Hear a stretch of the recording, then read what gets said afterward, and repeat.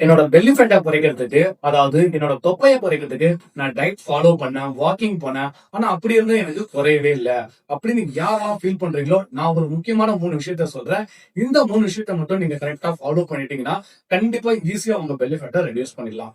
அந்த 3 விஷயம் என்னன்னு தெரிஞ்சுக்கிறதுக்கு முன்னாடி, நம்ம சேனல மறக்காம சப்ஸ்கிரைப் பண்ணிட்டு, ஃபாலோ பண்ணிட்டு வீடியோ பாருங்க. ஃபர்ஸ்ட் ரீசன், நீங்க கரெக்டான டைமுக்கு சாப்பிடணும். நிறைய பேர் என்ன பண்றீங்கன்னா, டைமிங் மாறி லேட் நைட்ல சாப்பிடுறீங்க.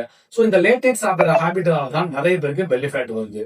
நீங்க சாப்பிடுற சாப்பாட்டுல புரோட்டீன் சத்து கம்மியா இருந்ததுன்னா உங்களுக்கு பெல்லி ஃபேட் வரும். சோ நீங்க புரோட்டீன் கண்டென்ட் அதிகமா இருக்கிற உணவுகளை எடுத்துட்டு வரும்போது உங்க பெல்லி ஈஸியா குறைக்கலாம். அதே நேரத்துல ஒரு மசில் மாஸை கிரியேட் பண்றதுக்கும் சப்போர்ட் பண்ணும். மூணாவது ரீசன் என்னன்னு பாத்தீங்கன்னா, ஸ்ட்ரெஸ் அண்ட் ஸ்லீப்.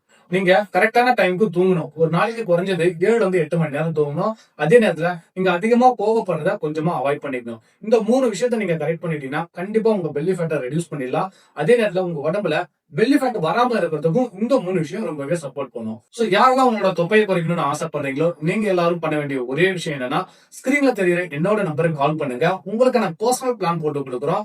அது மட்டும் இல்லாம ஹெர்பலைஃப் நியூட்ரிஷன்ல இதுக்கான ஸ்பெஷலான ஒரு சில ப்ராடக்ட்ஸ் எல்லாம் இருக்கு. சோ இதை எடுத்து நீங்க ஈஸியா நீங்க ஃபேட் லாஸ் பண்ணலாம்.